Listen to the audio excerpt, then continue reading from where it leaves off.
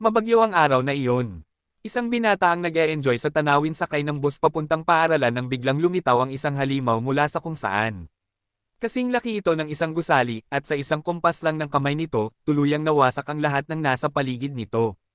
Hanggang ngayon, ang imahe ng nakakatakot na halimaw na iyon ay nananatili pa rin sa kanyang isipan. Nagulat ang bata mula sa panaginip, mabilis na tiningnan ang kanyang orasan, at napagtanto na siya ay nakatulog ng matagal at malapit ng mahuli. Dali-dali niyang inihanda ang kanyang mga libro at gamit para sa paaralan. Ang batang ito, si Noy, ay isang estudyante sa ikalawang taon ng high school na kasalukuyang nakatira kasama ang kanyang ama. Dahil laging abala ang kanyang ama sa trabaho, pakiramdam ni Noy ay mag-isa lang siyang nakatira. Maaaring naiinggit sa kanya ang maraming tao, ngunit hindi ganoon ang pananaw ni Noy dahil medyo mahirap ang buhay. Pagkatapos ng biyahe sa bus, nakarating si Noy sa paaralan. Sa gitna ng masiglang buhay eskwela, naglalaro ang mga estudyante. Habang naglalakad si Noy papunta sa klase, biglang bumati sa kanya ang kanyang kaibigang si Hockey. Nakuryoso si Noy nang makita si Hockey na seryosong nakatuon sa kanyang gaming device, kaya lumapit siya para tingnan kung anong laro ang nilalaro ng kanyang kaibigan. Masayang ipinakita ito ni Hockey kay Noy, ipinaliwanag na ang pinakabagong larong ito ay napakasikat at kakaiba. Sa isang sulyap pa lang, agad itong nakilala ni Noy bilang ang larong Blade at Saber. Dinampot ni Noy ang gaming device ni Hockey. Narinig lang niya ang tungkol sa laro pero hindi niya pa ito nahawakan noon.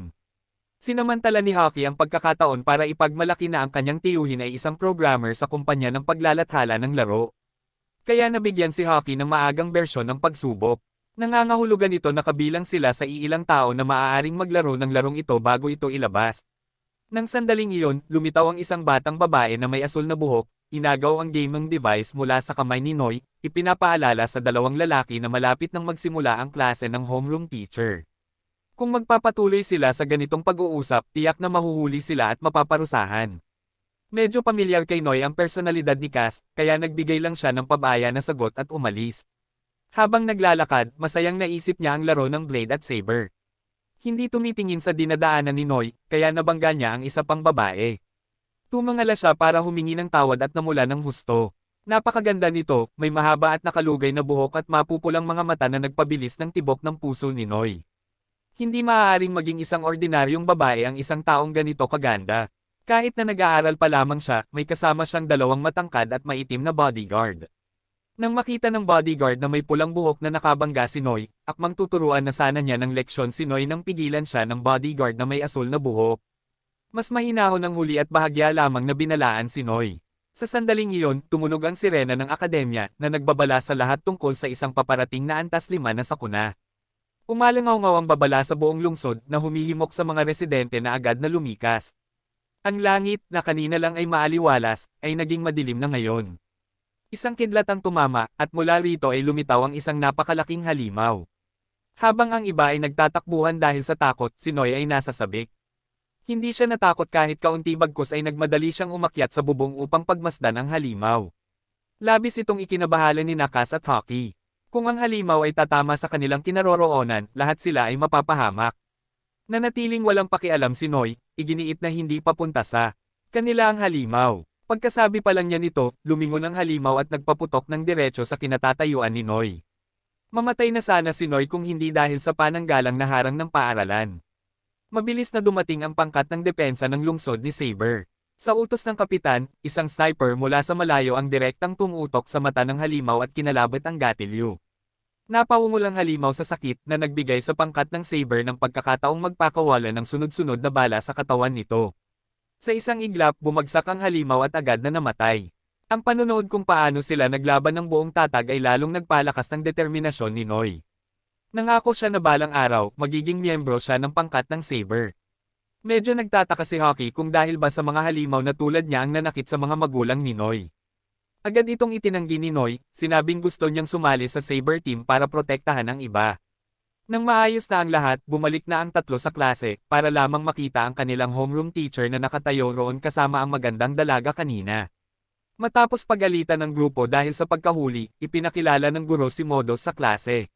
Simula ngayon, siya na ang magiging kaklase nila. Mapalad si Noy na nakaupo sa tabi mismo ng bagong diyosa ng paaralan. Dahil nahuli siya, pinarusahan si Noy at kinailangang tapusin ang kanyang takdang aralin bago siya makaalis. Hapon na nang matapos ito ni Noy. Habang paalis na si Cass kasama si Cass, nakakita ang babae ng dalawang magagandang pusa at masayang kinuhanan ang mga ito ng litrato para ipakita kay Noy. Samantala, napansin ni Noy na hindi pa umuuwi si Modos, kaya lumapit siya upang batiin ito. Nang walang makitang tugon mula rito, inisip ni Noy na baka iniistorbo niya ang Diyosa, kaya nahihiyang sinubukan niyang gumawa ng dahilan para umalis. Bigla siyang pinigilan ni Modos, at niyaya itong makipag-date sa kanya. Narinig ito ni Cass, nagulat siya, at nabitawan ang kanyang kamera bago naglakad palayo. Hindi na nagpaliwanag pa si Modos kay Noy at dumiretso na lang umalis. Kinailangan pang kunin ni Noy ang kamera at hanapin si Cass. Nakatayo ang dalawa sa isang sulok at nag-uusap. Nanatiling kalmado si Noy, ngunit hindi na ganoon si Cass dahil tunay niyang gusto si Noy. Matapos marinig ang alok ni Modos para makipag-date, alam ni Cass na kailangan na niyang kumilos ngayon. Nang aamin na sana siya ng nararamdaman kay Noy, biglang sumulpot ang isang halimaw at inatake ito. Mabilis na hinawakan ni Noy ang kamay ni Cass at tumakas. Malinaw na may harang ang paaralan, kaya paano lilito ang halimaw na ito rito. Hindi maintindihan ni Noy. Hinailan niya si Cass papasok sa isang kalapit na silid para magtago. Hindi magtatagal ang halimaw kung isang bakal na pinto lang ang gagawin niya. Hawak ang isang matalas na sandata, sinimulan nitong basagin ng walang ingat ang pinto. Malapit na itong makapasok, dali-daling pinulot ni Noy ang isang palakol mula sa pader, handang harapin ito. Sa panahong iyon, kailangang umalis si Cass at abisuhan ang lahat na lumikas. Lumuhad at tumanggi si Cass, takot na takot, at sinabing hindi niya maaaring iwanang mag-isa si Noy dahil masyadong mapanganib. Kinailangan ni Noy na umupo at palakasin ang loob niya. Mahalaga sa kanya ang lahat ng tao sa paaralan, at hindi niya hahayaang may mamatay ngayon. Bukod pa rito, kung uupo lang sila rito, pareho rin silang mamamatay sa lalong madaling panahon. Nakapasok na ang halimaw sa pinto at nakapasok ang ulo nito. Wala nang oras para mag-alangan. Tumalon si Noy para harapin ang halimaw na nagbigay kay Cass ng pagkakataong lampasan ito. Siyempre, lahat ng kanilang mga kilos ay nakita ng halimaw.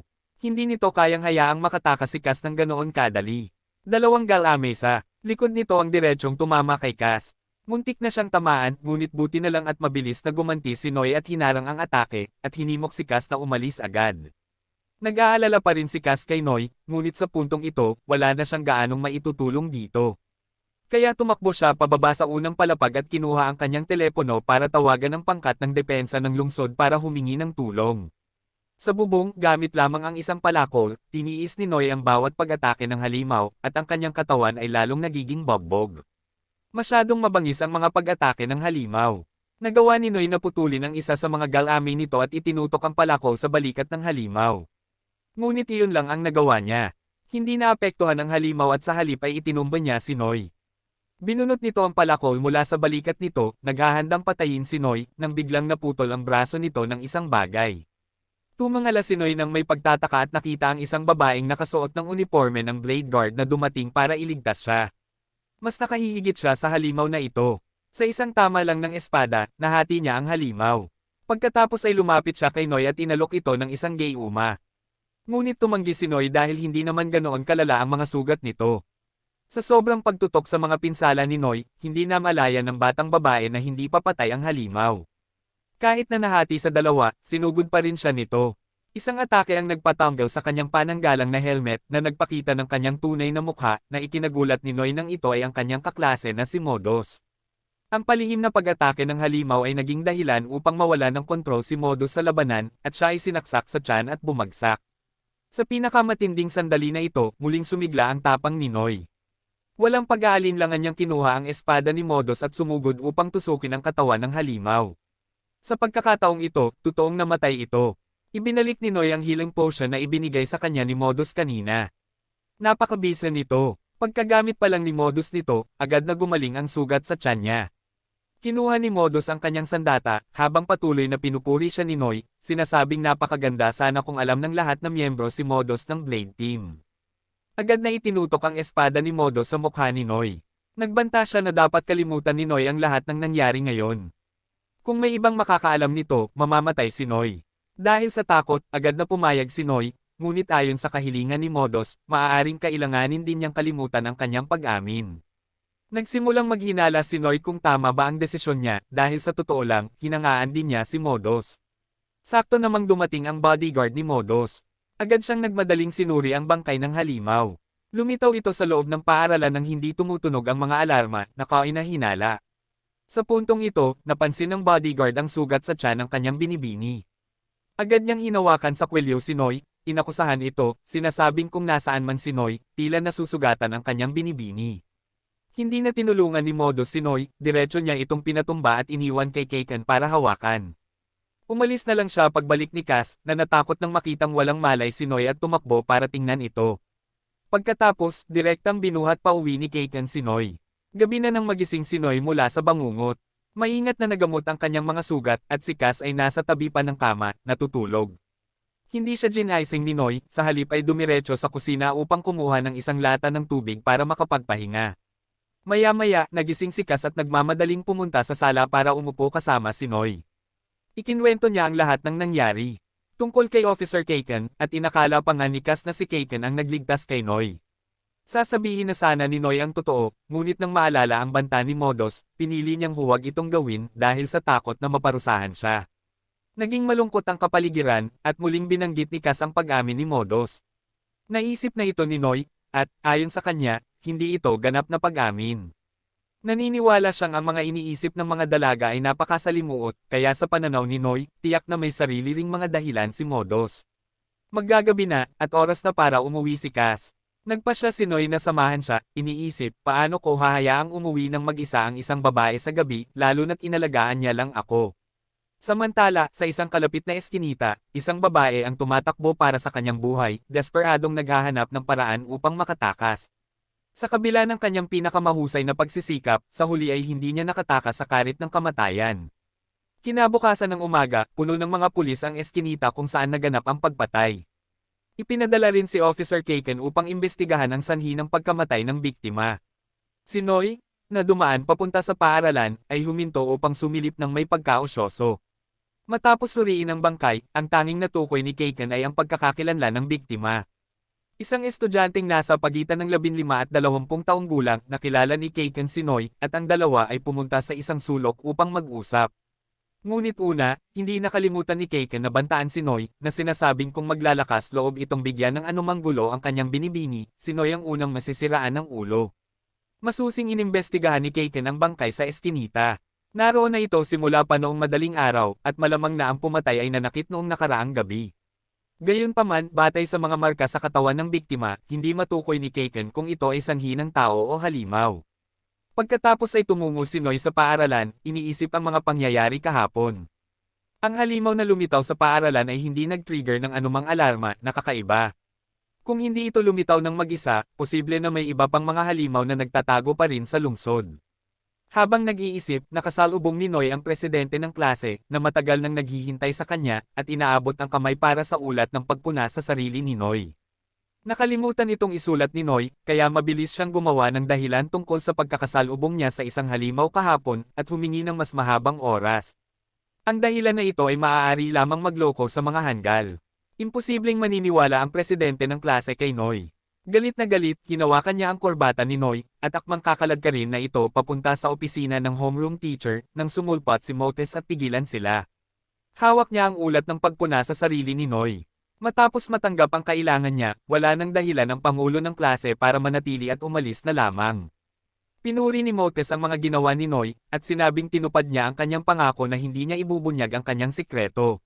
Naging mas romantiko ang kapaligiran ng tumingin ng diretso si Motes kay Noy, na nagpaisip sa kanya na aamin na naman ito sa kanya. Pero hindi, ang gusto lang ni Motes ay maging kaibigan si Noy. Nang makitang hindi tumutol si Noy, tuwang-tuwa siya at agad itong hinayla palayo. Ito rin ang dahilan kung bakit pumasok si Motes sa paaralan na alam ng dalawa niyang bodyguard. Nasaksihan ni Hockey na naglalakad sa likuran ni Noy, ang lahat. Ngunit sa puntong ito, gusto lang niyang maglaro, kaya hindi na niya binati si Noy. Pagpasok pa lang nila sa silid-aralan, dali-daling lumapit si Cass para magtanong kung nasaan si Noy. Agad na isiniwalat ni Hockey na kinuha ni Motes si Noy. Patuloy na hinayla ni Motes palabas ng paaralan si Noy, lumiban sa klase, na medyo ikinatakot ni Noy, ngunit wala itong pakialam kay Motes. Para sa kanya, maliit na bagay lamang ito, kaya sumakay ang dalawa sa bus at lumiban sa klase para tumambay. Sa bus, ibinahagi ni Motes ang tungkol sa kanyang nakaraang buhay. Simula pagkabata, nabaon na siya sa pag-aaral, kaya ito ang unang pagkakataon na lumabas siya para makipaglaro sa isang kaibigan. Naghawak kamay ang dalawa, kumain, nanood ng sine, naglaro ng claw machine, at pagkatapos ay kumain ng ice cream. Sa wakas, nakakita si Motes ng tindahan ng Lingiri at agad na tumakbo papasok para maglaro. Hindi ito lugar para kay Noy. Nakatayo siya sa loob ng medyo alanganin habang pinag-uusapan siya ng mga tao sa paligid. Bilang mga estudyante, dapat ay nasa paaralan sina Noy at Motes ngayon. Hindi nahiya si Motes at direktang humingi ng tulong kay Noy para pumili ng damit panloob. Pagkatapos ay masayang tumakbo siya papasok sa silid-bihisan. Sa sandaling iyon, tumunog ang alarma ng halimaw. Ang appearance area ay napakalapit sa kinatatayuan ni Noy. Dahil may misyon na kakaharapin, kinailangang ipagpaliban ang oras ng paglalaro. Nagpalit si Motes ng kanyang kasuotang pandigma at lumabas ng silid-bihisan. Matapang ding tinanggap ni Noy ang misyong ilikas ang mga mamamayan para sa kanya. Mabilis na tumakbo si Noy sa isang eskinita at sa wakas ay nakumpirma ang lokasyon ng halimaw. Ngunit mabilis siyang nakita nito. Humarap ito upang habulin si Noy. Hindi kayang takasan ng isang ordinaryong taong tulad niya ang halimaw na ito. Natisod si Noy at muntik nang mamatay, ngunit sa kabutihang palad, isang babaeng blonde ang biglang sumulpot at nagligtas sa buhay nito. Tumawa siya ng malakas, at sinabing si Noy ang magiging biktima niya ngayon, pagkatapos ay agad na tinamaan ng bala mula sa likuran. Dahil nakatayo malapit si Noy sa babaeng blonde, hindi na muling nakapagpaputok ang sumalakay. Hindi maintindihan ni Noy ang nangyayari, ngunit buong tapang pa rin niyang binuhat ang babaeng blonde palabas ng eskinita upang gamutin ang mga sugat nito. Ang babaeng sumalakay ay miyembro ng Saber Team, habang ang babaeng blonde ay nakasuot ng kasuotan ng Blade Team. Nagsimulang maglaban ang dalawa nang gumaling ang babaeng blonde mula sa kanyang mga pinsala. Ngayon lang ang tanging pagkakataon para patayin siya ng babaeng may sable, ngunit hindi niya ito pinalampas. Kaya ngayon ay ibabalik ng blonde ang lahat. Nanatiling kalmado ang babaeng may sable sa kanyang kontra-atake. Bahagi ng plano ang lahat dahil mula pa sa simula ay alam na niya na gagamitin ng blonde si Noy bilang panangga para sa kanyang sarili. Habang tumatagal ang kanilang pag-uusap, lalo lamang nalilito si Noy. Malinaw na ang parehong koponan ay mga miyembro na nakikilahok sa pagprotekta sa lungsod. Ang pagbanggit nito ay labis na nagpagalit sa babaeng may sable, itinuro ang mukha ng babaeng may sable at sinabing, siya ang halimaw na pumatay sa dalawa sa kanyang mga kasamahan sa koponan, at tiyak na ipaghihiganti niya ang lahat. Hindi rin dapat paglaruan ng babaeng may sable, nagbigay ng kakaibang ngiti at sinabing ngayon ay hahanapin niya si Saber. Batay sa sinabi ng babaeng may sable, medyo nahulaan ni Noy na ang blonde ay maaaring ang salarin sa likod ng kamakailang kaso ng pagpatay. Bumalik sa ayos ang blonde at sumugod sa babaeng may sable. Patuloy na tinatamaan ng karit si Saber. Alam ng blonde na isang sniper si Saber, kaya hindi siya magaling sa malapitang labanan. Kaya, sa pamamagitan ng patuloy na pagsulong, natural na matatalo si Saber. Matinding naglaban ang dalawang panig habang si Noy ay nakatayo lamang at nanunood. Pagkatapos ng ilang galaw pa, pareho nilang pinakawalan ang kanilang mga ultimate, diretsyong nagpaputok sa isa't isa. Ang nakapangangilabot na kapangyarihan ay agad na naging sanhi ng pagsabog ng buong lugar kasama nito, na lumikha ng isang malaking bunganga. Pagkatapos ng pag-ataking ito, ang babaeng may sable ang unang bumagsak, habang ang blonde ay hindi nasaktan. Buong pagmamalaki siyang humakbang paarap upang ipagdiwang ang kanyang tagumpay. Pagkatapos ay sinimulan niyang kutsain si Saber, sinasabing hindi siya kayang patayin ng nakaraang pag-atake. Gayunpaman, dahil sa kayabangan na ito, inilantad niya ang isang kahinaan. Agad na tumayo si Saber, dala ang kanyang baril at direktang pinaputukan ang tiyan ng blonde. Pain lang ang atake kanina dahil kailangan ni Saber ng oras para muling magkarga ng baril. Masakit na tumama ang blonde, bumagsak, at lumapit si Saber, itinutok ang baril sa ulo ng blonde. Sumigaw si Saber, nangakong paparanasin niya sa blonde ang parehong sakit na nararamdaman ng kanyang mga kasamahan sa koponan. Sa sandaling ito, pumagitna si Noy. Naghagis siya ng bato para ilihis ang bala ni Saber. Hindi tama ang pag-aaway ni na Saber at Blade. Dapat silang magtulungan upang protektahan ang mga mamamayan mula sa mga halimaw. Ang aksyon na ito ni Noy ay ikinagalit ng babaeng may sable, na nagmura kay Noy, tinawag siyang isang NPC. Nakalilito ang terminong ito, at nalito si Noy, sinusubukang intindihin ito. Tumawa ng malakas ang blonde, ipinaliwanag kay Noy na isa lamang siyang automatikong nakaprogramang karakter. Kaya kung mamamatay si Noy, wala itong epekto sa lungsod na ito. Pagkatapos ay sinugod niya si Noy gamit ang kanyang karit at pinigilan ito. Nang papatayin na sana ng blonde si Noy, tila pinigilan siya ni Modos nang makitang kinukuha na ang kanyang target. Hindi makatayo at manood ang babaeng may sable, kaya sumugod siya, at hiniling kay Modus na huwag hawakan ang kanyang biktima. Siyempre, hindi mapagkasunduan ni Modus na ang kaibigan ang tina-target ng blonde. Dahil sa pagkaabala sa pagtatalo tungkol dito, lumikha sila ng pagkakataon para sa blonde na gumanti ng atake. Pinaganya niya ang isang skill na lumikha ng hindi mabilang na mga sinulid na mahigpit na bumabalot sa kanilang tatlo. Kung gagalaw man lang sila ng kaunti, agad silang mapuputol. Matapos pigilan ng tatlo, kinutya ng blonde si Modus, kinukutya ang pagkakaibigan ng isang NPC at isang manlalaro. Nakakatawa, at paano kung alam na ni Noy ang katotohanan tungkol sa mundong ito ngayon. Agad na natakot si Modus, at nagmakaawa sa blonde na tumigil na. Ngunit habang nagmamakaawa siya, lalo pang gustong magpatuloy ng blonde. Kaya lumapit siya kay Noy at ipinaliwanag ang lahat sa kanya. Ang mundong ito ay virtual lamang, at ang tatlong taong nakatayo rito, maliban kay Noy, ay mga manlalaro lamang. Natigilan si Noy at itinanggi ito. Malinaw na umiiral siya. Ano ang pinagsasabi niya? Nang makita ang hindi makapaniwalang si Noy, agad na nagpakita ang blonde ng isang video bilang patunay. Sa tuwing may mga halimaw na lumilitaw sa lungsod, ang mga nakapalibot na lugar ay nasa siren ng mga ito. Ngunit napakabilis na maibabalik ang mga ito nang walang kahit isang gasgas. Nadama ni Noy at ng iba pa na normal lamang ito dahil lamang sa nakaprograma ang kanilang mga utak na mag-isip ng ganito. Lahat ng bagay sa mundong ito ay kinokontrol ng isang supercomputer. Sina Blade at Saber ay mga tao lamang mula sa totoong mundo na nagkatawang tao bilang kanilang mga paboritong karakter. Sa puntong ito, naging magulo ang mood ng blonde. Totoo man o biro, wala na siyang pakialam. Para sa kanya, isa lamang itong basurang mundo. Galit na galit si Saber sa ginawa ng blonde. Dahil sa personal na mga dahilan, nakapatay na siya ng hindi mabilang na mga NPC at nakapatay pa ng ibang mga manlalaro na katulad niya. Sa sandaling iyon, lumitaw si Cass. May hawak siyang sandata, at dumiretso sa blonde, determinadong hindi niya hahayaang saktan nito si Noy. Ngunit si Cass ay isang ordinaryong tao lamang. Paano siya magkakaroon ng pagkakataon laban sa blonde? Kaya naman labis na nabugbog ng blonde si Cass. Napasigaw na lamang si Noy, nagmamakaawa na tumigil na siya. Siyempre, habang nagmamakaawa si Noy, lalo pang nagiging interesado ang blonde na pahirapan pa si Cass. Sapat na ang pagtitiis dito. Hindi na kayang panoorin ni Noy na matalo si Cass, kaya sumabog ang kanyang kapangyarihan, nakatakas mula sa kasanayan ng blonde at sumugod pababa para atakihin ito. Ikinagulat ito ng buong grupo ng mga manlalaro.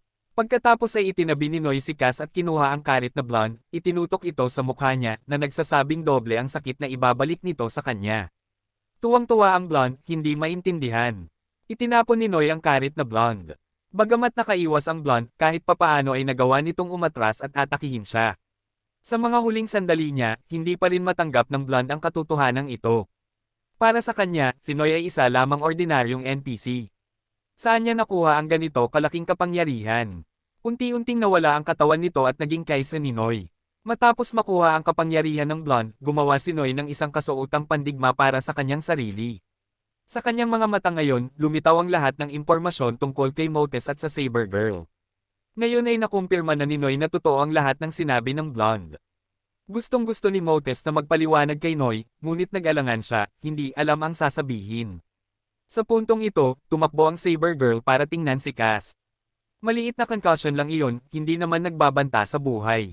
Binigyan ni Saber si Cass ng healing potion, at pagkatapos ng kaunting pahinga, gagaling din si Cass. Tumunog ang telepono. Oras na para mag-log out ang Saber Girl. Bago umalis, ipinaalala niya sa lahat na ang nangyari ngayon ay isang sikreto na hindi dapat sabihin sa iba. Gayunpaman, mula sa bubong ng isang gusali sa tapat, dalawang misteryosong taong nakamaskara ang nanunood sa kanilang buong laban. Masayang ngumiti sila. Mula ngayon, magsisimula ng maging masigla ang lungsod na ito. Binuhat ni Noy si Cass pabalik, kasama si Motes na naglalakad sa likuran niya. Hindi komportable si Noy dahil dito, kaya itinaboy niya ito. Para sa kanya, si Motes ay isa na lamang mapanlinlang na traidor. Lahat ng sinabi nito sa kanya, ibinahagi sa kanya tungkol sa buhay niya, ay pawang peke at ginagamit lang niya ito. Narinig ito ni Motes at naramdaman niyang nanikip ang kanyang lalamunan. Ang tanging naipaliwanag niya kay Noy ay totoo ang kanyang sinabi. At ngayon din ang unang araw na lumabas siya para makipaglaro sa isang kaibigan. Hindi lang basta NPC ang nakita niya kay Noy. Nagngingit-ngit si Noy at nagpumilit na umalis. Habang sinusundan pa rin siya ni Motes pauwi, matapos makahanap ng angkop na lugar para mahigan ni Cass, binuksan ni Noy ang pinto para papasukin si Motes. Pagkatapos ay mausisan niyang tinanong si Motes tungkol sa baluti na suot niya. Hindi niya maaaring isuot ang baluti na ito magpakailanman. Natawa si Motes dito, at sinimulan niyang turuan si Noy. Mula nang talunin ni Noy ang blonde, nagbago ang datos sa katawan nito, ngunit hindi alam ni Motes kung ano ang eksaktong nangyari. Ang alam lang niya ay maaaring naging manlalaro rin si Noy tulad niya. Iginala ni Noy ang kanyang mga mata upang tumingin kay Motes. Kahit matagal na siyang manlalaro, nasa level 1 pa rin siya, baguhan pa rin tulad niya. Hindi ito kinilala ni Motes. Ang katotohanang hindi siya marunong mag-green ng mga level ay hindi nangangahulugang baguhan pa rin siya tulad ni Noy. Mas naunawaan niya ang larong ito kaysa sa kanya. Pagkatapos ay sinimulang ipakita ni Motes kay Noy ng paunti-unti kung paano habarin ang baluti na ito.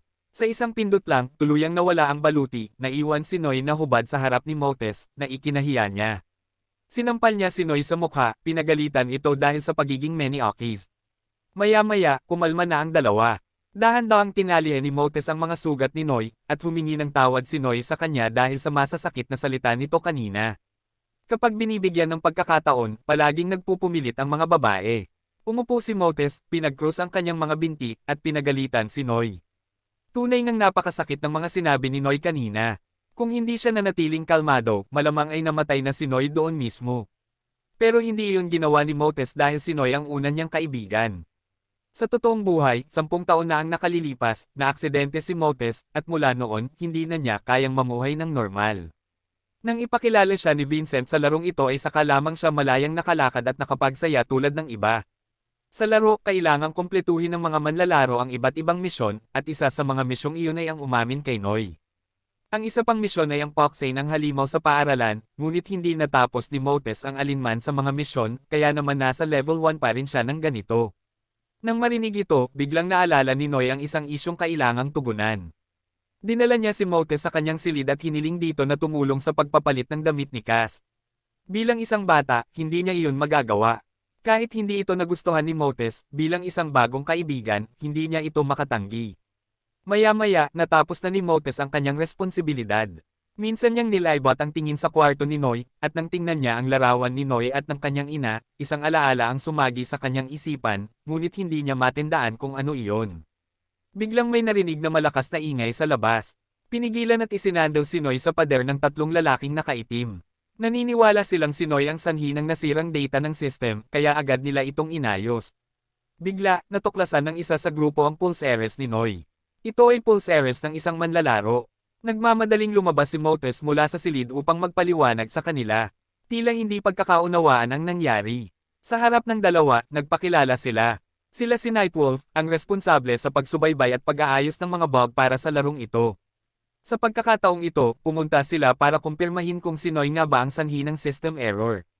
Habang nagpapaliwanag si Motes sa kanila, tumawag si Vincent para ipaalam sa kanya na bumalik na ang matandang amo. Kaya kinailangan agad ni Motes na i-disconnecta ang koneksyon kahit ayaw niya talaga. Pagkaalis ni Motes, sinimulang tingnan ng 3 lalaki si Noy. Biglang may gamulong na bola mula sa kung saan sa ilalim ng kanilang mga paa. Isa itong smoke bomb, at sumabog ito. Mula sa likuran, isang babaeng nakamaskara ang sumugod, sinunggaban si Noy, at tumakbo palayo. Ang 3 miyembro ng Nightwolf ay hinarang ng isang matangkad na tao. Nang magkamalay si Noy, isang monghe ang sumulpat sa harap niya, na nag-iwan kay Noy na nalilito, hindi maintindihan kung ano ang nangyayari.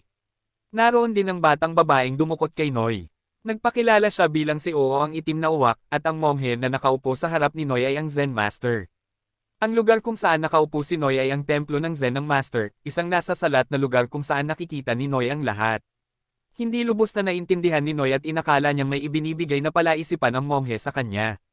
Nang makita ang pagkalito ni Noy, marahang ipinaalala ng monghe sa kanya na huwag mag-alala dahil sila ay magkakampi. Sa bahay ni Noy, ang lalaking nagngangalang O ay nahihirapang lumaban sa 3 ahente ng Nightwolf. Natamba na niya ang 2 sa mga ito, pero kopya lang sila ni Nightwolf. Ang tunay ay lampas sa kanyang antas ng kasanayan. Hindi siya kayang hawakan ni O, kahit na ginagamit niya ang flamethrower sa kanyang kamay para umatake. Ang matinding komprontasyon sa pagitan ng dalawa ay nagdulot ng malakas na ingay na nagpagising kay Cass. Pagkatapos ng ilang galaw pa, natalo si O ni Nightwolf. Hanggang doon na lamang ang kanyang kakayahan, kaya hindi na siya inabala pa ni Nightwolf na pigilan pa, direktang inihagis siya sa ere at nagpakawala ng isang hampas sa palad para patayin siya. Nasaksihan ni Cass ang buong eksena at napasigaw sa takot sa mamamatay tao na ito. Nang makita ito, ngumiti si Nightwolf ng masama at lumapit kay Cass. Karaniwan, agad niyang pinapatay si Cass. Gayunpaman, sa pagkakataong ito ay bibigyan niya ng pagkakataon si Cass. Mula sa kanyang bulsa, kumuha siya ng kakaibang itlog na nagbunga ng isang gumagapang na nilalang na ikinatakot ni Cass. Hindi niya ito napigilan, at sinakal niya ito na napilitan siyang lunokon ng kakaibang nilalang. Pagkatapos, hinimatay si Cass, at mabilis na nilinis ni Nightwolf ang kalat sa bahay ni Noy. Samantala, nagpapaliwanag pa ang monghe kay Noy. Isa rin siyang dating NPC tulad ni Noy. Ang kanyang misyon sa mundong ito ay ang magbukas ng mga kasanayan para sa mga manlalaro, tulad ng isang NPC na gumagabay sa mga bagong dating. Alam ng monghe na maraming tanong si Noy, kaya hinayaan niya si Noy na linawin ang kanyang pagdududa. Ang nakababahalang isyong ito ay nasa isip ni Noy. Kung mga NPC lamang sila, ano ang layunin ng kanilang pag-iral? Ngumiti ang monghe at nagpaliwanag kay Noy. Tunay ng mga NPC sila na nilikha ng super server. Gayunpaman, hindi ibig sabihin noon ay wala silang buhay. Ito ang kanilang realidad. Binigyan sila ng buhay at kalayaan. Maraming NPC ang nilikha para sa layuning ito, kaya naman, para sa mga monghe sa mundong ito, ang pagkakaroon ng mga NPC ay lubhang kinakailangan. Mula sa kanyang kamay, kumuha siya ng isang ginintoang globo at ipinaalala kay Noy. Siya ang susi sa pagbabago ng mundong ito. Handa na ang huling gamit, at narito ang monghe upang tulungan si Noy na iligtas ang mundong ito. Biglang nangyari ang lahat kaya't likas na hindi alam ni Noy kung paano tutugon. Hindi minadali ng monghe si Noy kundi ibinigay sa kanya ang kumikinang na hiyas. Lumipad ito papunta sa dibdib ni Noy, at agad niyang naramdaman ang pag-agos ng enerhiya sa kanyang katawan. Bibigyan ng monghe si Noy ng mas maraming oras para mag-isip, pagkatapos ay babasagin ang isang spell para pabulaykan siya. Bago umalis, pinaalalahanan niya si Noy na mag-ingat sa mga ahente ng Nightwolf. Hindi nila hahayaang magkaroon ng pagkakamaling tulad ni Noy. Sa totoong mundo, tinutulak si Modos papunta sa kainan ni Vincent. Habang naglalakad, nag-aalala siya kung ayos lang ba si Noy. Nang makita ito, inalo ni Vincent ang dalaga, sinasabing hanggat iniisip pa rin ni Nightwolf na isang manlalaro si Noy, magiging maayos din ito. Habang kumakain kasama ang kanyang tiyuhin, tinanong siya ni Modus tungkol sa isang alaala na naalala niya tungkol sa isang mag-ina at sa kanilang ama na nagngangalang Berayon.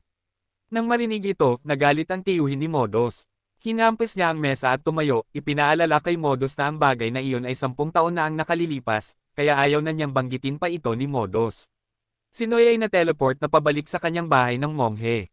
Tumakbo siya papasok sa silid upang tingnan si Cass, na ligtas pa rin, na nagbigay daan dito upang makahinga ng maluwag. Nang makita niya si Noy, takot na niyakap niya ito at sinimulang ikwento ang lahat ng kanyang nasaksihan. Nang makita ito, inakay ni Noy si Cass palabas. Normal ang lahat, at ang nakita ni Cass ay panaginip lamang. Hindi pa rin lubos na kumbinsido si Cass, ngunit kung panaginip lamang ito, mabuti na iyon. Alam ni Noy ang lahat pero pinili niyang manahimik para protektahan si Cass. Batid niya na lahat ng kanyang mga kilos ay minomonitor ni Nightwolf sa pamamagitan ni Cass. Sa totoong mundo, pagkatapos umalis ng tiyuhin ni Modus, mausisan niyang tinanong si Vincent tungkol sa taong nagngangalang Berayon. Dahil isa lamang siyang katulong, limitado ang kaalaman ni Vincent. Ang alam lang niya ay isa si Berayon sa mga lumikha ng Gaia Game. 10 taon na ang nakalilipas, misteryoso siyang nawala, kasabay ng panahon na naaksidente ang dalaga. Kaya naman naramdaman ni Modus na may koneksyon ito dahil sa kwarto ni Noy, nakakita siya ng isang pamilyar na alaala tungkol sa kanyang sarili. Kaya hiniling ni Modus kay Vincent na tulungan siyang mahanap ang katotohanan. Napakaraming bagay sa mundong ito na hindi niya alam kung ano ang nangyari 10 taon na ang nakalilipas, ang layunin ng paglikha ng mundong iyon. Gustong maunawaan ni Modus ang lahat at naniniwala siyang si Noy ang susi sa pagsagot sa mga tanong sa kanyang puso. Kinabukasan, gaya ng dati, pumasok si Noy sa paaralan.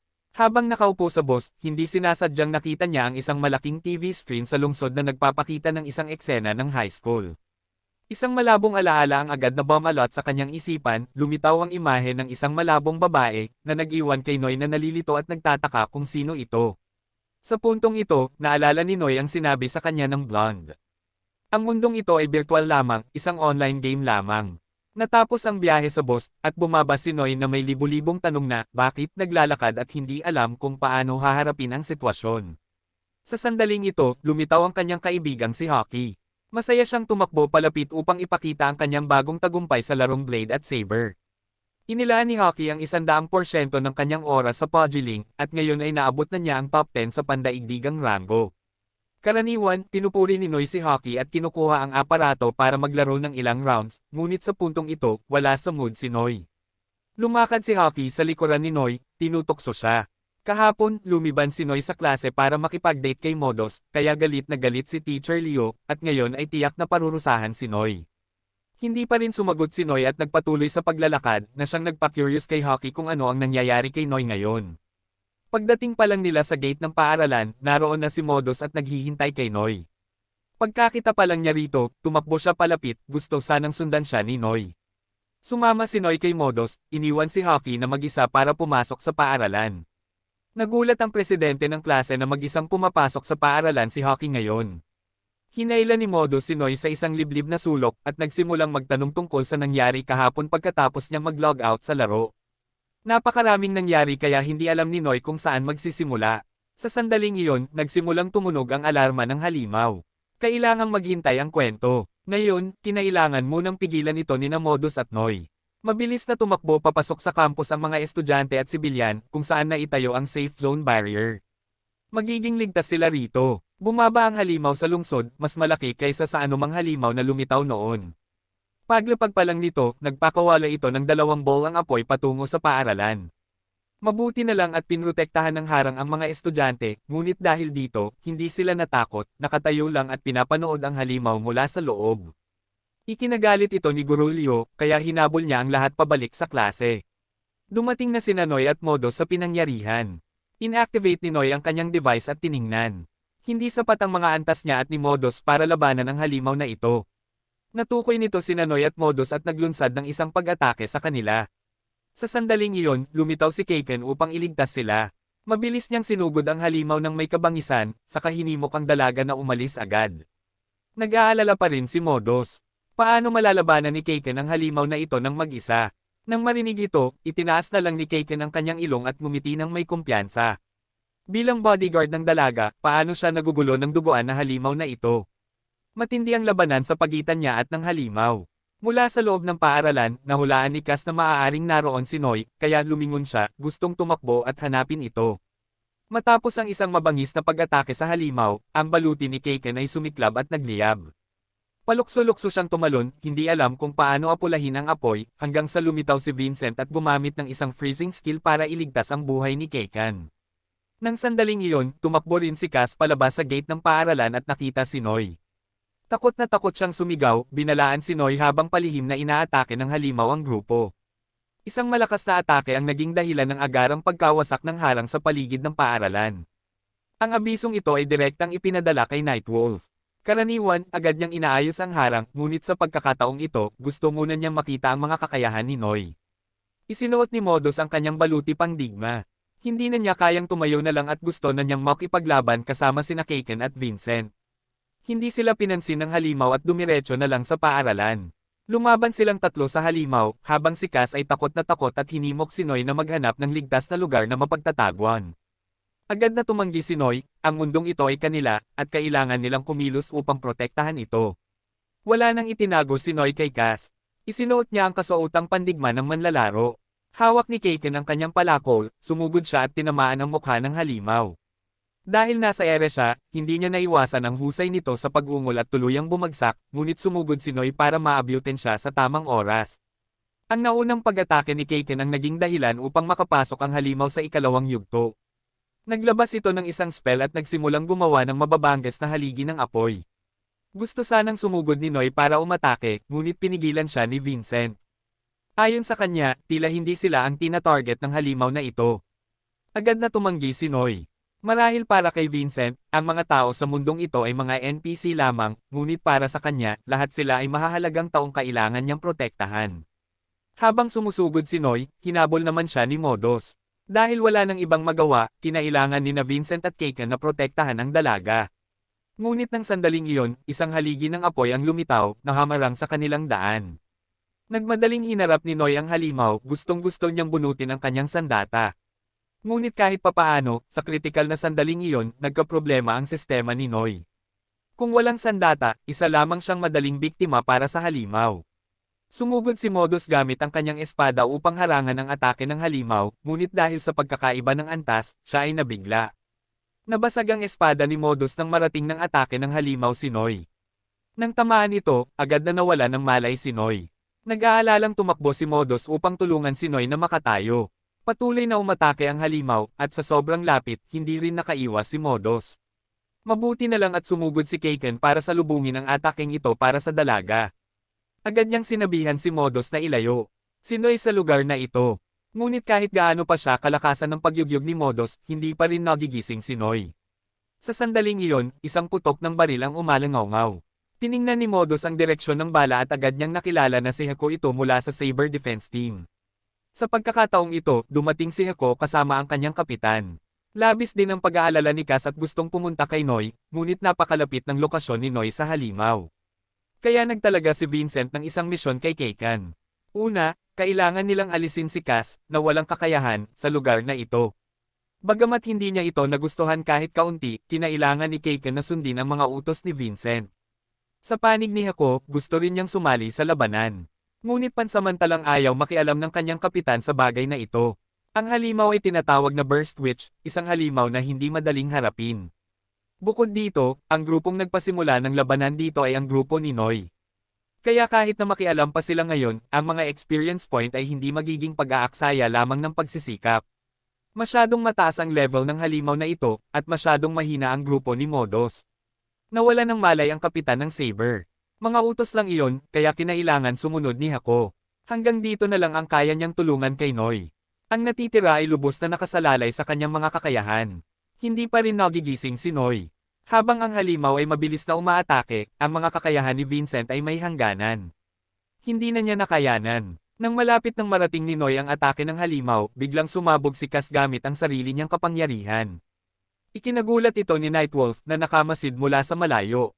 Hindi ito dapat mangyari. Wala siyang natanggap na anumang impormasyon tungkol sa kakayahang ito ni Cass. Kahit walang malay, ang paningin ni Noy ay nasa ibang lugar. Nakatayo siya mula sa itaas, pinagmamasdan ng lahat, kasama na kung paano nilalampasan ng halimaw ang matigas na si Cass at direktang tinutukan ang lugar kung saan nakatitig ang kanyang mga kaklase. Paano nito nagawang puntiryahin si Noy? Nabaliw si Cass at hindi mapapatawad ang halimaw na ito. Iniatang ni Modus kay Vincent ang gawain ng pagprotekta sa mga estudyante, habang patuloy pa rin siyang sinusubukang gisingin si Noy. Si Noy ang nanumpa na paprotektahan ang mundong ito. Hindi pa tapos ang laban. Paanong madaling madadapa si Noy ng ganito? Kumuha siya ng isang healing potion at ibinigay ang lahat kay Noy. Dahil doon, sa wakas ay nagising si Noy. Ngunit tila ibang-iba ang kanyang itsura. Nang magising si Noy, nakahinga ng maluwag si Cass at bumagsak. Nakita ni Nightwolf ang lahat. Noong una, akala niya ay isa lamang itong nakakabagot na mundo, ngunit ngayon ay tila mas naging kawili-wili ito. Ang napakalaking kapangyarihan sa katawan ni Noy ay nagsimulang umunlad. Kanina, nahihirapan siyang bunutin ang kanyang sandata. Ngunit ngayon ay iba na. Binunot ni Noy ang kanyang karit. Agad na natanggap ng Zen Master ang impormasyon at itinoon ang lahat ng kanyang enerhiya upang magbigay ng higit na kapangyarihan kay Noy. Ngunit dahil sa aksyon na ito, natukoy ni Nightwolf ang lokasyon ng pagtatago ng Master. Gamit ang kanyang bagong kapangyarihan, inatake ni Noy ang halimaw nang walang pakialam sa kanyang paligid. Nasa kay Vincent ang responsibilidad na protektahan ang lahat ng nasa paaralan.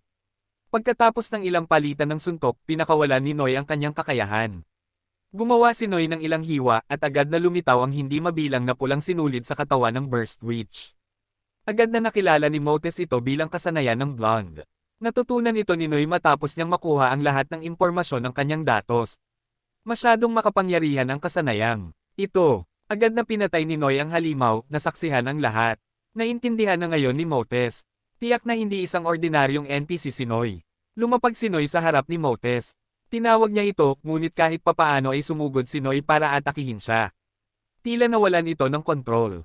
Sa sandaling iyon, lumitaw ang batang babaeng si O, na nasa tabi ng Zen Master. Diretso niyang inatake si Noy, na nagpabalik sa kanyang katinoan. Ngunit kapalit nito, tinamaan din siya ni Noy. Natanggal ang kanyang maskara, at nabunyag ang kanyang pagkakakilanlan. Siya pala ang pangulo ng klase. Natauhan si Noy, nalilito sa nangyari.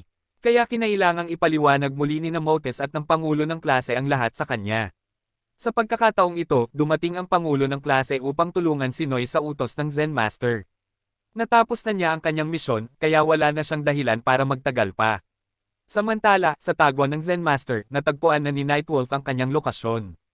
Bagamat may isa pang lalaking nagngangalang O na nagpoprotekta sa kanya, wala siyang pagkakataon laban sa teroristang ito. Gaano man karaming bala ang iputok ni O, lahat ng ito ay naharang ni Nightwolf. Dahil sa labis na pagkatalo, di nagtagal pagkatapos, kinaladkad ni Nightwolf si O papunta sa tagwan ng Zen Master. Matagal na niyang hinahanap ang Zen Master. Hindi ka panipaniwala na ibinahagi sa kanya ng Master ang kanyang lokasyon ng ganito. Pinaganya ni Nightwolf ang kanyang kapangyarihan, napilitan ng Zen Master na ipakita ang kanyang tunay na anyo. Nagsimulang lumaki ang katawan ng Master, hindi na isang bata. Sa pamamagitan pa lamang ng pagkakita nito, nahulaan na ni Nightwolf na para matulungan si Noy, naubos na ng Master ang lahat ng kanyang kapangyarihan.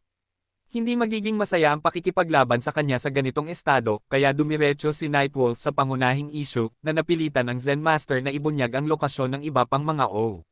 Samantala, si Noy ay nasa isang kotse kasama sina Kaken at Motes. Habang nasa kotse, may ilang interesanteng bagay na sinabi si Kaken kay Noy. 10 taon na ang nakalilipas, nilikha ng korporasyon ng pamilya Motes ang larong gaya na ito, at ngayon sa totoong mundo, isang malakihang press conference ang gaganapin. Ipinaliwanag din ni Motes ang ilang mga isyo kay Noy. Ang gaya ay isang artificial intelligence na nilikha ng kanyang tiyuhin upang kontrolin ang mundo ng laro na ito bilang isang supercomputer. Lahat ng bagay na umiiral sa mundong ito ay nasa ilalim ng kontrol nito.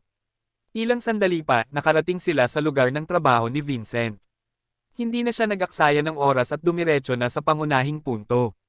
Sa pagkakataong ito, dinala nila rito si Noy dahil may ilang issue silang kailangan kumpirmahin sa kanya. Bilang kapalit, nangako si Vincent na sasabihin niya ang buong katotohanan kay Noy. Pagbalik niya sa Zen Master, sinusubukan niyang kumbansihin si Nightwolf.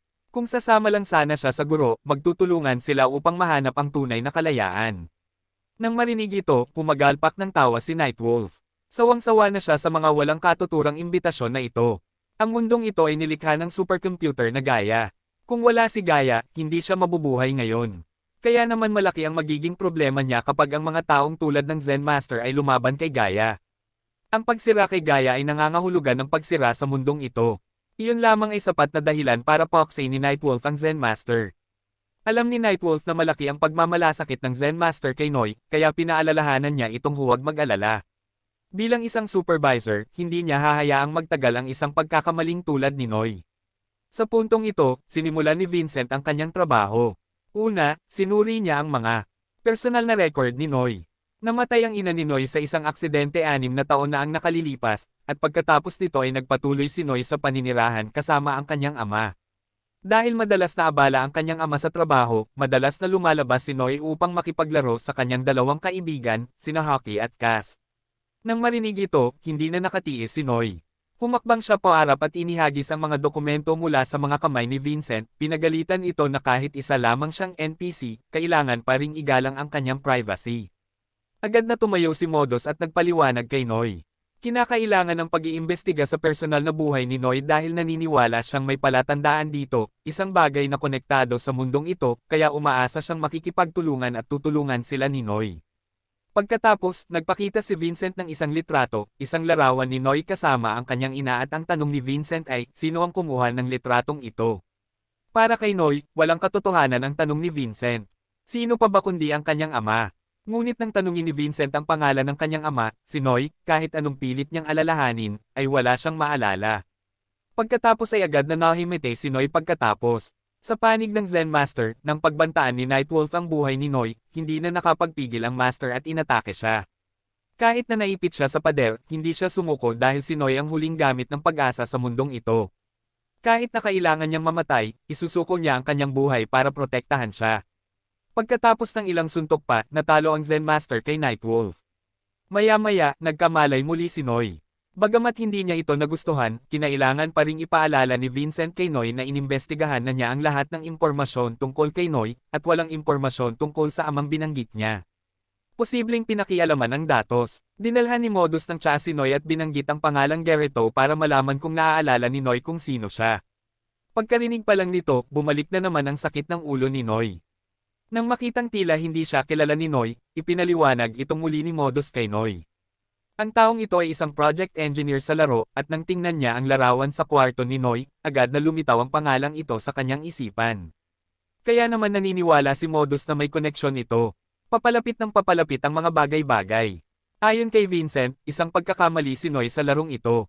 Ang kapangyarihan niyang iyon ay hindi maaaring magmula sa isang NPC, kaya magiging lubhang mapanganib kung hahanapin siya ni Nightwolf.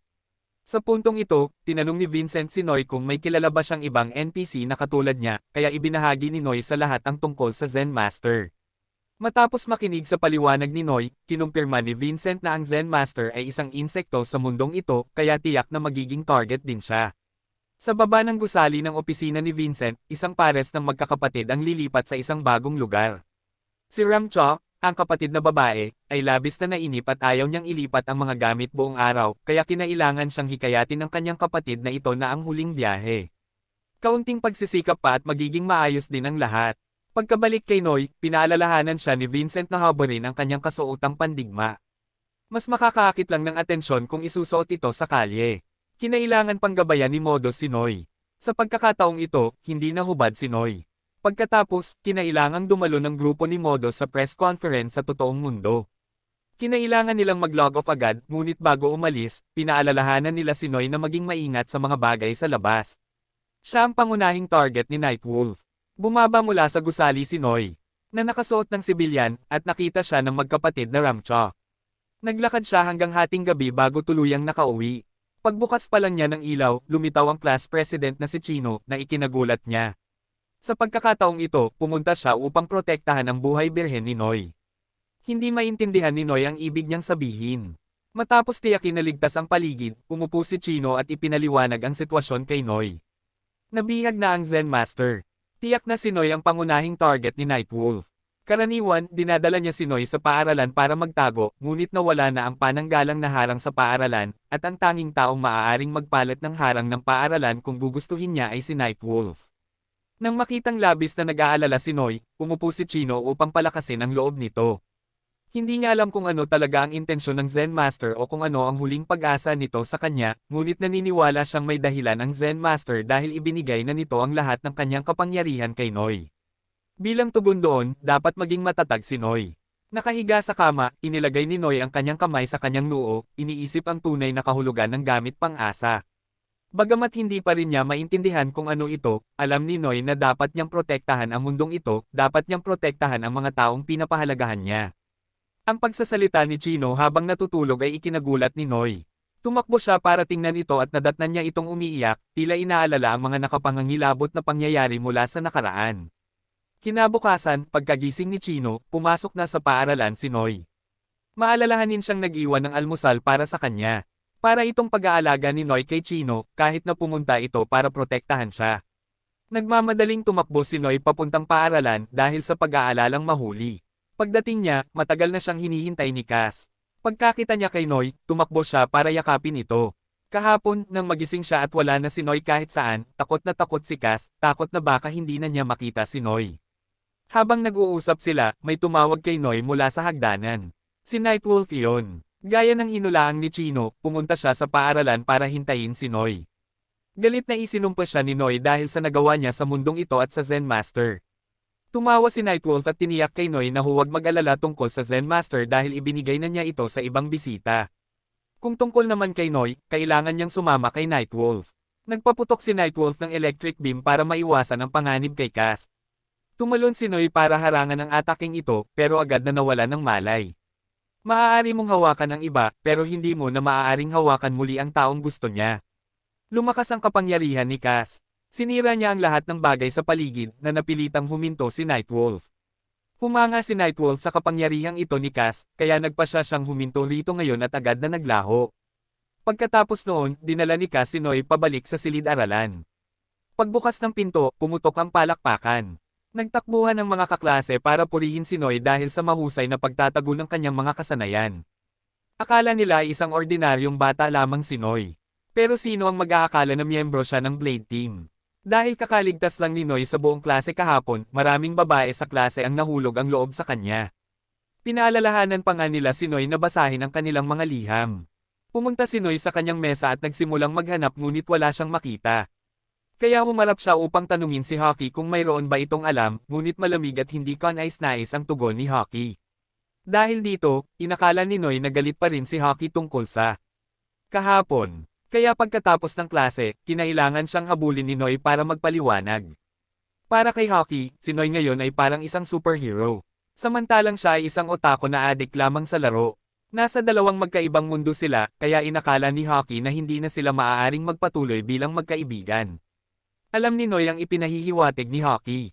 Ganoon nga ang masakit na katotohanan. Pero kung itinuturing pa rin siyang kaibigan ni Hockey, nangako si Noy na sasabihin niya sa kanya ang lahat. Agad na nagliwanag ang mga mata ni Hockey. Ito na ang hinihintay niya mula kay Noy. Dahil nangako na si Noy, kinailangan niyang sumunod. Pero hindi dito. Agad na hinayla ni Noy si Hockey papunta sa gusali ng opisina ni Vincent pero hindi pa ito bumabalik.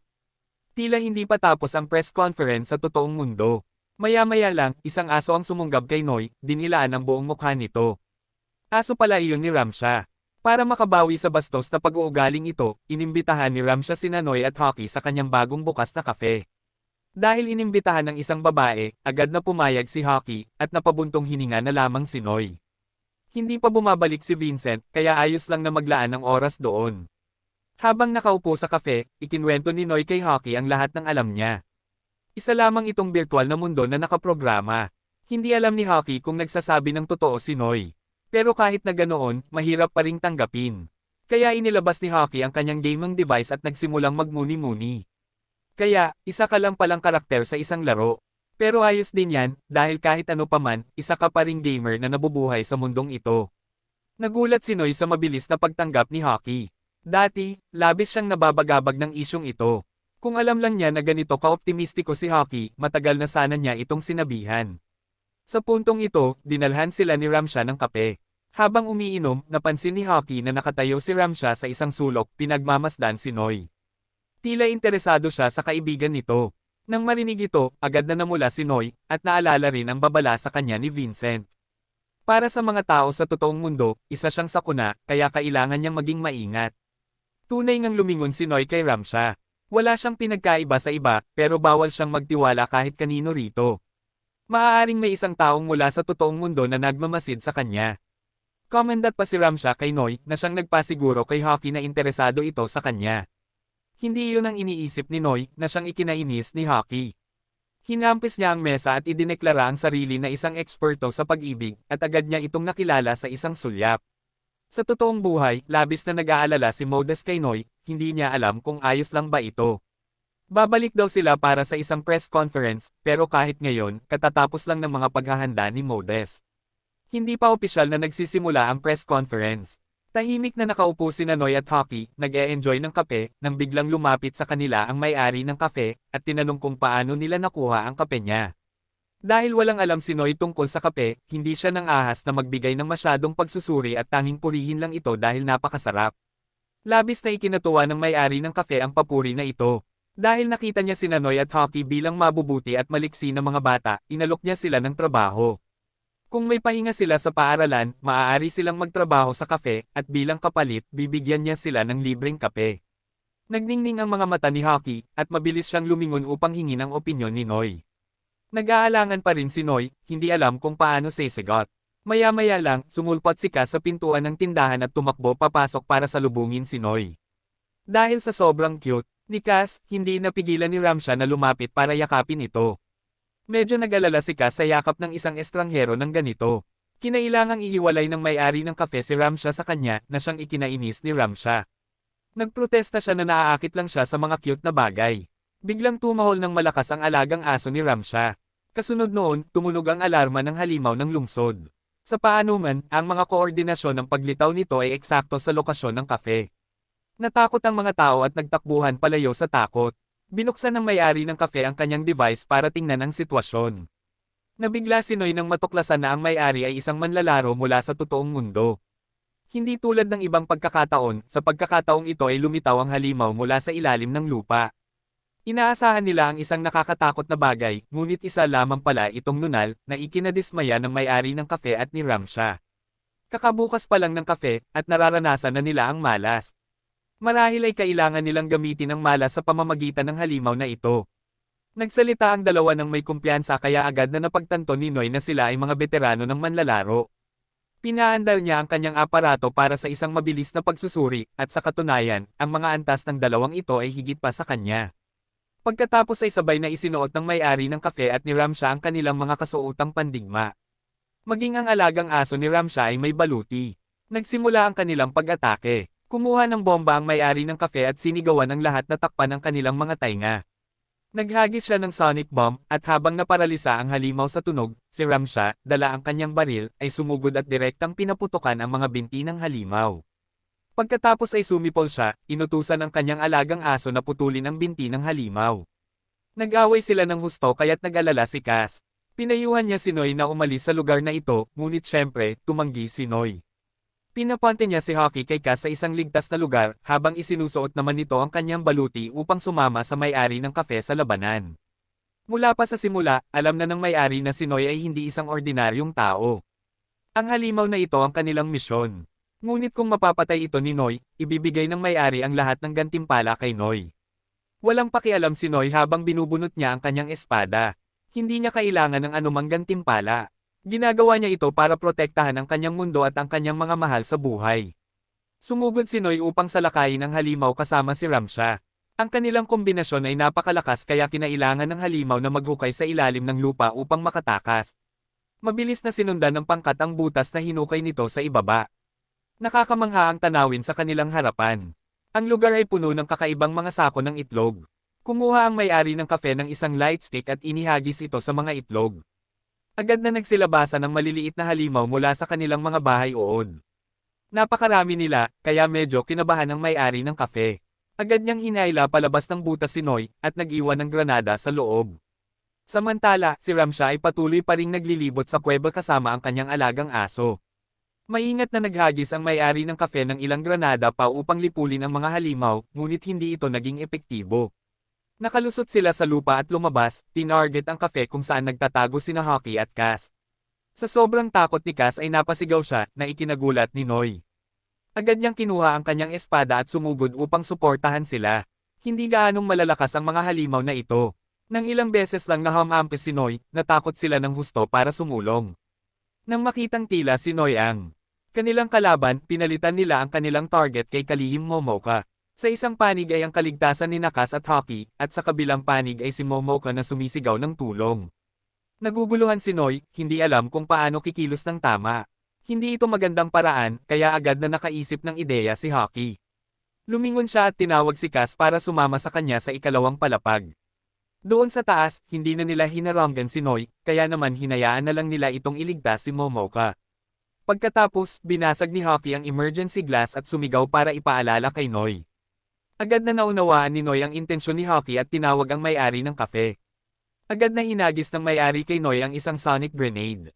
Sinamantala ang pagkagulat ng mga halimaw, sumugod si Noy kay Momoka at iniligtas ito.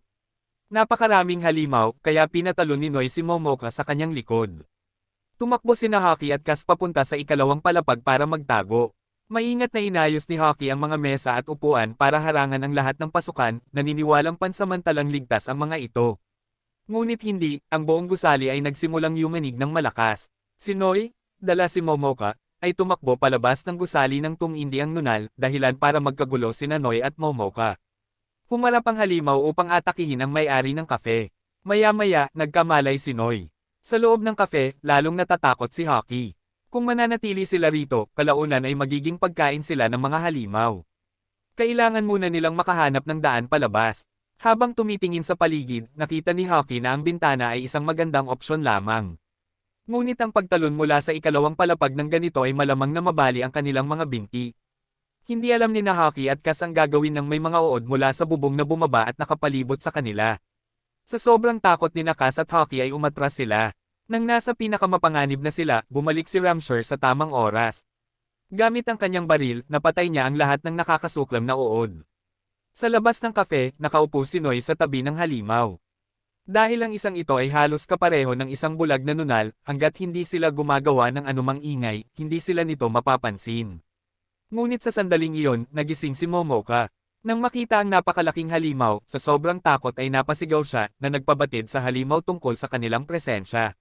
Dahil sa pangangailangang labanan at protektahan si Momoka, hindi sigurado si Noy kung kaya niya itong harapin. Tulala si Cass habang nakatingin kay Noy. Naaalala ang mga araw na isinugol ni Noy ang kanyang sarili para protektahan siya, oras na para protektahan niya si Noy bilang kapalit. Nang makita ni Ramshar na hindi maganda ang sitwasyon, gusto niyang kumuha ng stun grenade para alalayan si Noy. Ngunit masyadong mabangis ang pag-atake sa kanya ng mga uod. Walang pagkakataon si Ramshar para gawin iyon. Isang sonic bomb ang gamulong papunta sa paanan ni Cass, kaya agad niya itong kinuha at itinapon sa bintana. Ang malakas na pagsabog ay muling nakaakit sa halimaw. Hindi nito nagustuhan ang tunog na ito, kaya lumingon ito at pinaputukan ang kinatatayuan ni Cass at Hockey. Nagulat ang may-ari ng kafe sa ginawa ni Cass. Bagamat isa lamang siyang NPC, sino ang maniniwala na mayroon din siyang emosyon tulad ng mga tao? Sa puntong ito, dumating na rin ang mga reinforcement ng lungsod. Agad na sumakay ang may-ari ng kafe sa isang robot upang labanan ang halimaw. Habang bumagsak si Noy, sinisisi ang sarili sa pagiging masyadong mahina para protektahan sina Hockey at Cass, unti-unting lumalakas ang emosyonal na kapangyarihan ni Noy. Bagamat may mga bagong kagamitan ng may-ari ng kafe, napakahirap pa rin labanan ang halimaw. Diretso niya itong inatake sa mukha, ngunit nanatiling. Ligtas ito. Itinutok nito ang baril sa kanya at nagsimulang sumugod. Masyadong malapit ang distansya para makareact agad ang may-ari ng kafe. Nang malapit nang dumating ang sakuna, muling tumayo si Noy. Sa pagkakataong ito, ganap nang sumabog ang kanyang kapangyarihan. Nagsimulang lumitaw ang mga haligi ng apoy sa utos ni Noy, pinalibutan ng halimaw at sinunog ito hanggang maging abo. Ang mga tawag ni Cass at Hockey ay maririnig mula sa bubong ng isang gusali. Ligtas pa rin sila dahil nailigtas sila ng presidente ng klase. Nang makita ito, sa wakas ay nakahinga ng maluwag si Noy, habang ang may-ari ng kafe ay pinapanood si Noy na lumalaban, lalo niyang nararamdaman na may mali. Tila hindi lang isang ordinaryong insekto si Noy. Tapos na ang lahat. Tumakbo si Cass para yakapin ng mahigpit si Noy. Laking ginhawa ang makita silang ligtas. Nakahinga ng maluwag si Noy, at nagpasalamat sa pangulo ng klase para sa tulong nito. Kahit ligtas na sila ngayon, labis pa ring nag-aalala si Momoka. Wasak na ang lugar ng trabaho, maraming butas ang mga kalye kahit saan, ano kaya ang sasabihin niya pagbalik ni Vincent. Sa totoong buhay, opisyal pa lang nagsisimula ang press conference. Lahat ng tanong ng reporter ay inaasahan na ng chairman na naghanda ng mga sagot para sa sitwasyong ito. Ngunit ang isang tanong mula sa isang babaeng blonde ay medyo nagpagulo sa kanya. Ayon sa kanyang nakalap, tila may mga instabilidad ang VR game na ito para sa mga manlalaro, na pinatunayan ng isang malaking insidente noong pagbuo nito 10 taon na ang nakalilipas. Bumalik sa grupo ni Noy, nakita ang lahat na nalulungkot matapos tanungin ng mga Noy ang may-ari ng kafe tungkol sa kanyang masidhing interes sa kape. Nang mailabas na ang usapan, nakapaghanda na ang may-ari ng kafe ng isang kanta tungkol dito. Para sa kanya, ang kape ay parang isang red along ipinagkaloob ng mga Diyos. Ang masaganang lasa at ang tamis nito ay nagpapaalala sa kanya ng walang katapusan. Ang pagbubukas ng isang kafe ay matagal na niyang pangarap. Sa totoong mundo, nanatili itong pangarap lamang, ngunit sa mundo ng laro, iba ito. Malaya niyang nasiyahan at naaalala ang lasa ng kape na parang totoo. Purihin lang ni Noy ang lahat dahil wala siyang alam tungkol sa kape. Sa puntong ito, huminto ang may-ari ng kafe at lumapit kay Noy.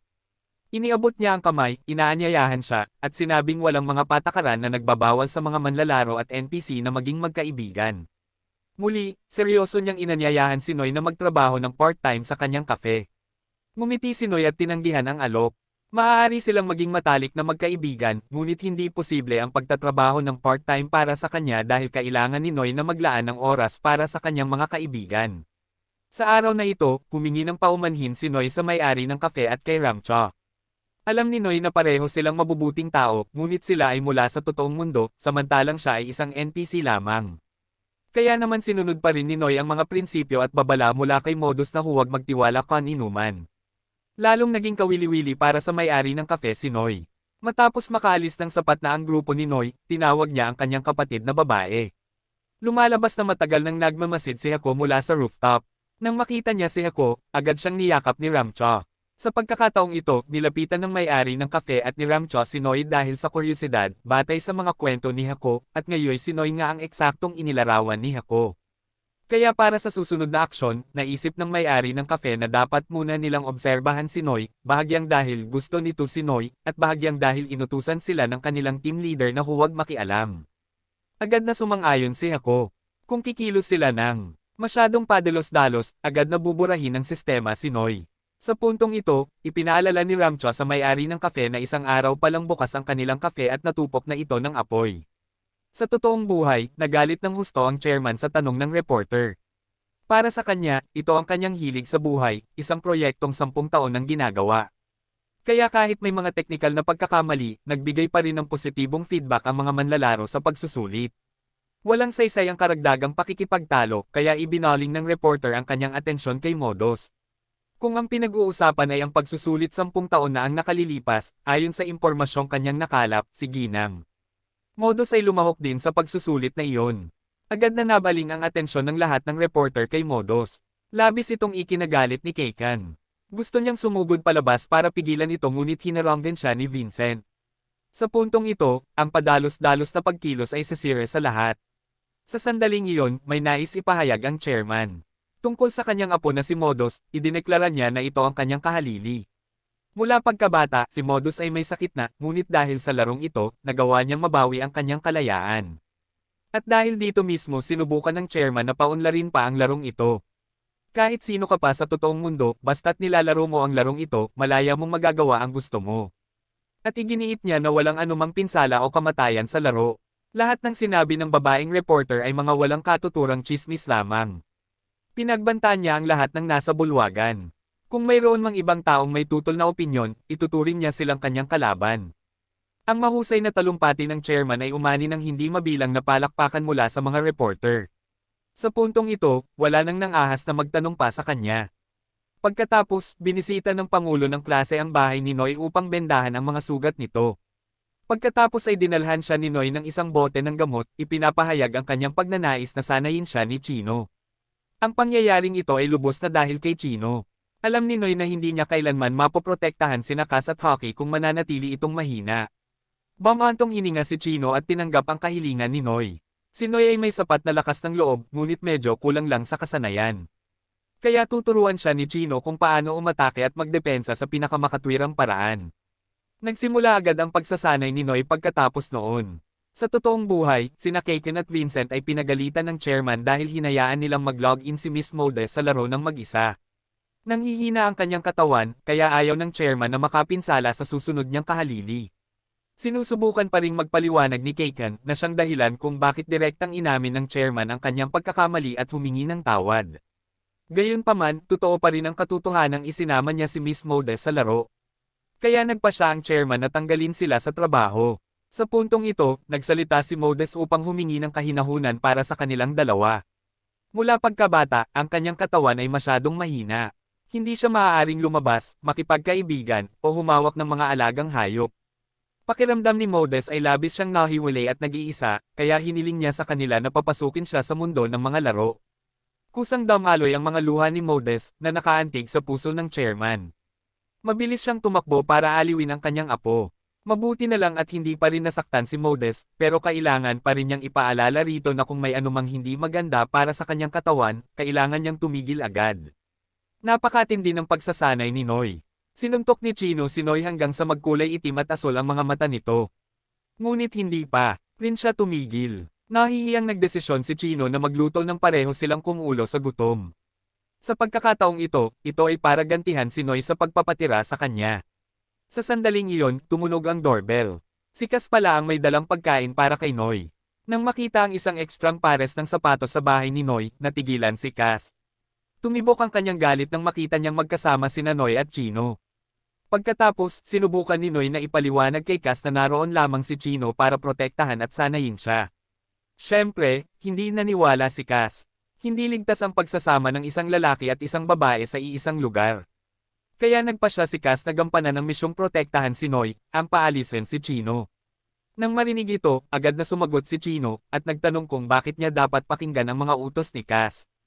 Kapag may dalawang babaeng nagtatalo, hindi makakakialam ang isang batang tulad ni Noy, kaya't naligo na lamang siya para makasiguro. Sa kusina, magkasamang inihanda ni Cass at Chino ang pagkain. Umakto si Cass na parang siya ang may kalamangan dahil pamilyar siya sa lahat ng bagay sa bahay ni Noy. Ayaw magpatalo ni Chino at ipinakita niya ang kanyang mahusay na mga pamamaraan sa paggamit ng kutsilyo habang hinihiwa ang isang estatwa mula sa carrot na ikinagulat ni Cass. Umugong ang kompetisyon ni Cass. Determinado siyang hindi matalo kay Chino sa labanang ito. Dahil nakatutok ang kanyang pansin kay Chino, ang kawali na piniprito ni Cass ay nagsimulang masunog at may usok na lumabas. Natarante siya at napasigaw. Nagmamadaling lumabas si Noy, binalot ang sarili ng tuwalya para tingnan ito. Hindi nararapat na magpakita ng ganoon sa harap ng mga babae. Galit na sinugod ni Chino si Noy para suntukin sa mukha. Dahil sa suntok na iyon, natanggal ang natitirang tuwalya sa katawan ni Noy na naglantad sa kanyang maselang bahagi ng katawan. Sa sandaling iyon, dumating sina Kaken at Motes sa bahay ni Noy. Nahihiyang sumigaw si Motes habang binunot ni Kaken ang kanyang baril at walang tigil na pinaputukan si Noy dahil sa pangahas na pagdudumi sa isip ng kanyang binibini. Maya-maya, nalinawan ang hindi pagkakaunawaan. Habang nakaupo sa sala, ipinaliwanag ni Kaken ang kasalukuyang sitwasyon kay Noy. Bukas ay walang pasok kaya marami silang oras ni Motes para maglaro. Kaya napagpasyahan nilang pumunta rito para imbitahan si Noy na sumama sa kanila. Saan man magpunta si Noy, sumusunod si Cass, at si Chino, na naiinggit, ay agad na sumama na rin upang sumama. Pumayag si Motes sa lahat dahil mas marami, mas masaya. Tungkol naman sa destinasyon, si Kaken ang magpapasya. Naisip na niya na pupunta sila sa dagat. Isang malamig at bugaw na dalampasigan na perpekto para sa isang maikling bakasyon. Sa totoong buhay, pinapasok ni Vincent ang isang nurse para tingnan ang kalagayan ng dalaga. Nang makitang normal pa rin ang lahat ng kalagayan ng dalaga, nakaramdam siya ng kapanatagan at iniwan ito sa nurse. Pagkaalis ni Vincent, biglang nagbago ang itsura ng nurse. Ngumiti siya ng kakaiba at nagsimulang magpakita ng kawalang galang kay Miss Motes. Kinabukasan, tumungo ang grupo ni Noy sa dalampasigan. Sa pagkakataong ito, wala si Vincent, kaya medyo nakaramdam si Noy ng kawalan, ngunit hindi mahalaga iyon. Dahil nakarating na sila, kinailangan nilang maglaro ng husto. Bumalik si Kaken sa kotse para buksan ang trunk at kunin ang kanilang mga gamit. At kahit papaano, nakahiga na roon si Hockey, ayaw niyang maiwang mag-isa. Palihim na pumasok si Hockey sa kotse para sundan sila rito. Sa kabilang sulok, hawak ni Hakurin, ang may-ari ng kafe, ang kanyang teleskopyo, naghahanap ng magagandang babae sa dalampasigan. Nang makita ito ni Ramsha, agad siyang pinalo ni Hockey sa ulo na nagpaalala sa kanya na mag-focus sa misyon.